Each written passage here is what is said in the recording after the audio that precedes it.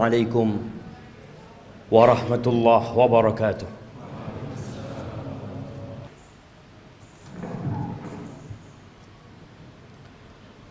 إن الحمد لله نحمده ونستعينه ونستغفره ونعوذ بالله من شرور أنفسنا وسيئات أعمالنا. من يهد الله فلا مضل له ومن يضلله فلا هادي له. وأشهد أن لا إله إلا الله وحده لا شريك له، له الملك وله الحمد وهو على كل شيء قدير. وأشهد أن محمدا عبده ورسوله وحبيبه وخليله، صلوات ربي وسلامه وبركاته عليه وعلى آله وأصحابه ومن تبعهم بإحسان إلى يوم الدين. أما بعد، فيا عباد الله، أوصيكم ونفسي بتقوى الله فقد فاز المتقون. Wahai manusia-manusia yang beriman, saya wasiatkan kepada diri saya dan kepada semua yang hadir di tempat ini agar senantiasa bertakwa kepada Allah Azza wa Jalla. Hanya mereka yang diterima amalannya, hanya mereka yang akan hidup berbahagia, hanya mereka orang-orang yang sukses di dunia dan di akhirat. Allah Jalla Jalaluh mengulangi perintahnya, dan para rasul menyampaikan berulang kali, dan para pewaris Nabi diteruskan perintah itu untuk mereka.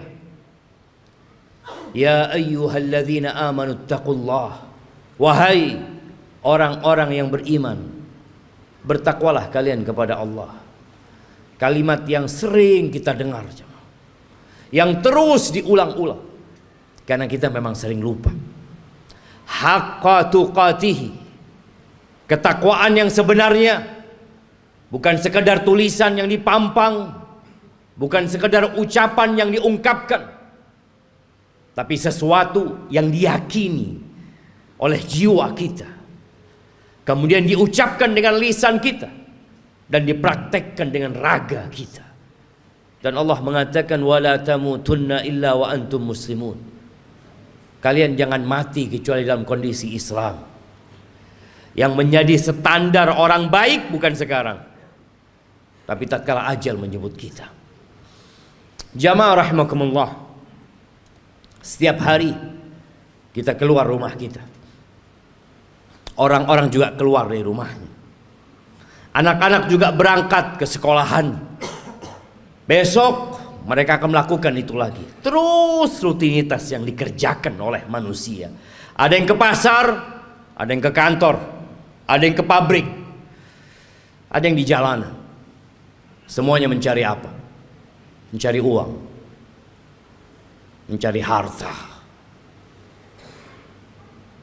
Allah telah menanamkan di dalam jiwa kita kecintaan kepada harta. Zuyyina linnas hubbus syahawat minan nisa wal banin wal qanatiril muqantarati minadh dhahabi wal fiddah wal khailil musawwamati wal an'ami wal harth, dzalika mata'ul hayatid dunya wallahu 'indahu husnul ma'ab. Allah menjelaskan kepada kita bahwa telah ditanamkan kecintaan syahwat kepada wanita, kepada anak-anak, kepada harta yang berlimpah ruah, yang bertumpuk-tumpuk. Dulu kuda-kuda yang mewah, sekarang mobil-mobil yang mewah. Pertanian, peternakan, itu sesuatu yang sudah dicintakan kepada kita. Itu kesenangan kehidupan dunia. Tapi di sisi Allah ada tempat kembali yang baik. Lihatlah orang terkaya di dunia ini. Kemana dia bawa hartanya? Dia tinggal. Dia tinggal selama-lamanya di muka bumi ini. Di negeri ini kita sering membaca 10 orang terkaya. 1 fulan, 2, 3, 4, 5, 6, 7, 8, 9, 10, semua hartanya ditinggal. Hati-hati dengan dunia ini. Jangan sampai kita tertipu. Silahkan bekerja, silahkan cari harta, tapi ambisi kita bukan dunia. Karena kita nggak lama tinggal di dunia, jemaah. Sungguh sangat bodoh manusia yang menimbun hartanya di sebuah tempat. Dia taruh di brankas, tiap hari dia kumpulkan di sana, kemudian setelah itu dia tinggal selama-lamanya. Kemana akalmu? Bukankah engkau capek menumpuk harta itu? Bukankah engkau sekolah tahunan untuk mendapatkan harta itu? Dan engkau udah dapat. Kenapa engkau nggak bawa? Kenapa kau tinggalkan selama-lamanya, kau tinggalkan di muka bumi? Dan kebanyakan kita seperti itu. Hanya bekerja dan terus bekerja, kemudian pergi meninggalkan dunia. Ahibati fillah, sebagian kita sudah hidup menderita jiwanya. Maka disebutkan oleh WHO sudah ada 1 miliar manusia yang sakit jiwa, sakit mental. Kata Nabi SAW, mengingatkan para sahabatnya, kaifa antum idza futiyat alaikum Faris wa Rum, ayu qaumin antum? Kira-kira bagaimana kondisi kalian? Nabi menyampaikan ini dalam kondisi sahabat susah, tidak tahu apa yang besok mereka makan. Dalam kondisi sebagian sahabat ketika berangkat perang, sehari hanya makan 1 butir kurma. Sehari hanya 1 butir kurma.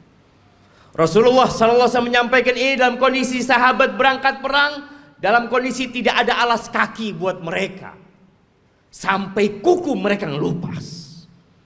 Nabi menanyakan kepada mereka yang hidup menderita secara harta pada waktu itu, kira-kira bagaimana kondisi kalian apabila Persia dan Romawi ditaklukkan, kemudian harta mereka dibagikan kepada kalian? Ayu qaumin antum? Kira-kira kalian jadi orang yang seperti apa? Kata Abdurrahman bin Auf, nakun kama qala Allah atau kama yaqulu Allah. Kita akan menjadi manusia seperti yang Allah inginkan, yang Allah perintahkan. Kata Nabi SAW, awa ghaira dhalik, mungkin gak seperti itu, kata Nabi SAW. Jamaah, kita pernah susah secara ekonomi. Ingat dulu mungkin ketika motor kita motor bekas. Ingat dulu ketika kita sebagian belum menikah, gak punya apa-apa. Kemudian terus bertingkat kondisi ekonomi kita. Semakin membaik, dan terus Allah kasih lagi kepada kita. Sekarang bagaimana kondisi kita? Abdurrahman bin Auf mengatakan kita akan menjadi orang seperti yang diinginkan oleh Allah dan Rasulnya. Tapi kata Nabi SAW, mungkin gak seperti itu kalian. Apa yang akan terjadi? Tatanafasun. Yang pertama, kalian akan bersaing. Udah punya harta banyak, yang seharusnya hidup tenang, sakit jiwa. Terus dia bersaing. Motornya kepingin lebih baik dari motor orang lain, handphonenya kepingin lebih baik dari orang lain, hartanya kepingin lebih banyak dari orang lain, rumahnya kepingin lebih bagus dari yang lainnya. Terus didorong oleh penyakit. Tatanafasun. Itu yang akan terjadi. Oke. Bersaing boleh kan, selama kita tidak menzalimi orang lain. Tapi Nabi SAW mengatakan itu hanya awal yang akan terjadi. Yang kedua, thumma tatahasadun. Kalian akan saling hasut setelah itu. Karena dunia ini sempit, jamaah. Kursi-kursi itu terbatas. Kalau sudah ada yang duduk di sana, yang lain nggak bisa duduk di situ. Dia harus turunkan dia. Dia harus menggantikan posisi itu. Kalian akan saling hasut. Kita lihat orang-orang yang di pasar, bagaimana kondisi jiwa mereka yang mungkin tampak sehat-sehat menurut kita, tapi sakit jiwanya. Nabi menyampaikan kalian akan saling iri, kalian akan saling hasut. Gak suka orang lain lebih baik dari dia daripada sisi, gak suka dia. Padahal saudaranya Muslim, yang seharusnya dia bergembira dengan kegembiraan saudaranya, yang seharusnya dia cinta kepada saudaranya seperti dia mencintai diri dia sendiri. Tapi itu tidak terjadi. Kalian akan hasut, akan iri. Selesai enggak? Yang ketiga, thumma tatadabarun. Kalian enggak saling bertegur sapa. Enggak kepingin ketemu. Kalau ketemu sama saudaranya sakit hatinya. Selesai? Belum. Yang keempat, yang akan dibawa pulang, yang akan dibawa tidur, yang akan dibawa makan, thumma tatabaghadun. Kemudian kalian akan saling membenci. Kalian akan bermusuhan dengan saudara kalian sendiri. Ahibati fillah, itu penyakit yang sudah menimpa kita. Nabi SAW mengatakan, dabba ilaikum da'ul umam. Sudah menyerang kalian penyakit-penyakit umat yang sebelumnya. Iri dan dengki. Ahibati fillah, tidak dilarang kita mengumpulkan harta, tapi tolong niatnya yang diperbaiki. Rasulullah SAW ketika melihat ada seorang sahabat yang bekerja keras mengumpulkan harta, kata orang-orang di kalangan sahabat yang lainnya mengatakan, laita hadza fi sabilillah. Aduhai kalau kekuatan dia, energi dia itu disalurkan di jalan Allah, di jihad fi sabilillah. Maka Nabi mengatakan kepada para sahabatnya, lau kana yas'a. Kalian tahu kalau orang ini keluar bekerja dalam rangka memberikan nafkah kepada kedua orang tuanya yang udah sepuh, fahuwa fi sabilillah. Dia di jalan Allah. Yang kedua, lau kana kharaj yas'a ala auladin lahu sighar. Kalau dia bekerja dalam rangka niatnya memberikan nafkah kepada anak-anak yang masih kecil, fahuwa fi sabilillah. Dia di jalan Allah. Jangan diremehkan dia bekerja. Yang ketiga, in kana kharaja yas'a yu'iffa nafsah. Kalau dia keluar bekerja dalam rangka menjaga kehormatan dirinya, agar dia tidak jadi benalu di masyarakat, dia tidak menyusahkan orang lain, dia sedang ingin menjaga kehormatan dirinya, nggak ingin minta-minta sama orang, fahuwa fi sabilillah, maka dia pun di jalan Allah. Tapi yang keempat, in kana kharaja yas'a riya'an wa mufakharatan. Tapi kalau dia kerja dalam rangka riya, pamer, dalam rangka berbangga-banggaan dengan harta dia, fahuwa fi sabili syaitan, maka dia di jalan syaitan. Jangan sampai tiap hari kita keluar rumah kita, kita sedang berada di jalannya syaitan. Bekerja hanya untuk berbangga-banggaan, hanya untuk pamer kepada orang lain. Aqulu qawli hadza wa astaghfirullah li wa lakum wa lisairil mu'minin wal mu'minat fastaghfiruh innahu huwal ghafurur rahim.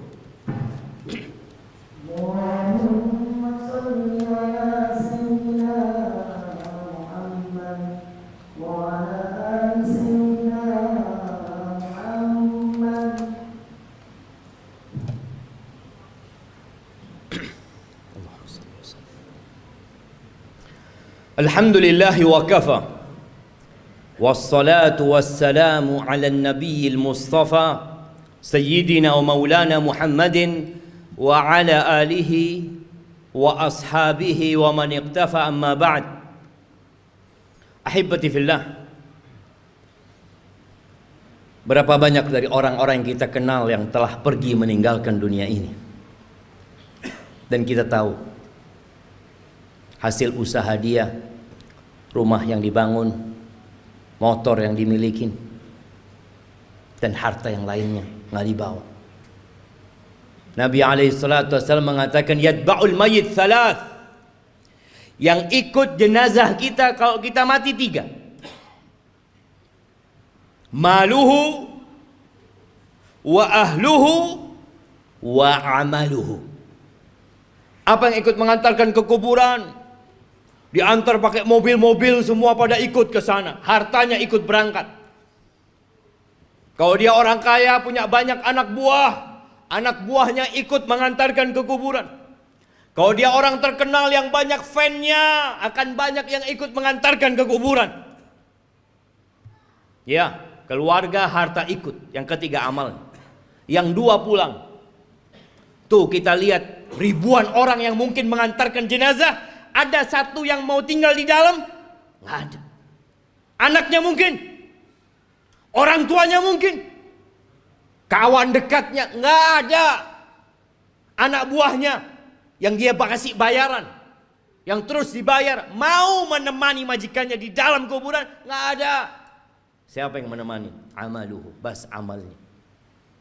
Maka segera beramal. Badiru bil amal. Kata Nabi SAW, segera kalian beramal. Segera. Fitanan kaqita'il lailil muzlim. Sebelum datang fitnah-fitnah, ujian-ujian, kekacauan-kekacauan yang seperti potongan malam yang gelap gulita. Apa yang terjadi ketika datang fitnah itu jemaah? Kalau kita menunda-nunda beramal, menunda-nunda hijrah kita, menunda-nunda untuk berubah jadi orang baik, yusbihur rajulu mu'minan wa yumsi kafiran. Paginya masih beriman, sorenya sudah kafir. Wa yumsi mu'minan wa yusbihu kafiran. Sorenya masih beriman, datang kajian mungkin dia, masih sholat asar, subuhnya sudah kafir. Kenapa itu terjadi? Yabi'u dinahu bi'aradin minad dunya. Dia jual agamanya. Dia jual. Dia barter dengan sedikit kenikmatan dunia. Nggak lagi mikir halal haram. Yang ada dalam benaknya harta, jabatan, kedudukan. Padahal semua itu akan ditinggalkan. Maka ahibati fillah, hari ini hari Jumat. Harinya bersalawat buat Nabi alaihi salatu wassalam. Harinya dianjurkan kita membaca suratul kahfi. Baca tuh surat kahfi. Baca dengan artinya. Baca pesan-pesan Allah kepada kita. Agar kita tidak diperbudak dengan harta kita. Biasanya imam kalau sholat Jumat itu membaca dua surat. Sabbihisma rabbikal a'la dan hal ataka hadithul ghasiyah. Tolong pulang dari sini, baca tafsirnya. Sehingga kita tahu pesan-pesan yang Allah sampaikan. Agar kita tidak lebih mementingkan kehidupan dunia. Kata Allah, bal tu'thirunal hayatad dunya. Tapi kalian udah dikasih nasihat, tetap kalian lebih mementingkan kehidupan dunia. Wal akhiratu khairu wa abqa. Akhirat itu lebih baik dan lebih kekal. Ahibati fillah, innallaha wa malaikatahu yusalluna 'alan nabi ya ayyuhalladzina amanu sallu 'alaihi wa sallimu taslima. Allahumma salli wa sallim وزد وبارك وأنعم على عبدك ورسولك حبيبنا وسيدنا محمد. اللهم اغفر للمؤمنين والمؤمنات والمسلمين والمسلمات الأحياء منهم والأموات إنك سميع قريب مجيب الدعوات. اللهم منزل الكتاب مجري السحاب هازم الأحزاب اهزم أعداءك أعداء الدين يا رب العالمين. اللهم اهزم أعداءك أعداء الدين يا رب العالمين. ربنا ظلمنا أنفسنا وإن لم تغفر لنا وترحمنا لنكونن من الخاسرين. ربنا لا تزغ قلوبنا بعد إذ هديتنا وهب لنا من لدنك رحمة إنك أنت الوهاب. ربنا آتنا في الدنيا حسنة وفي الآخرة حسنة وقنا عذاب النار. وسبحان ربك رب العزة عما يصفون وسلام على المرسلين والحمد لله رب العالمين.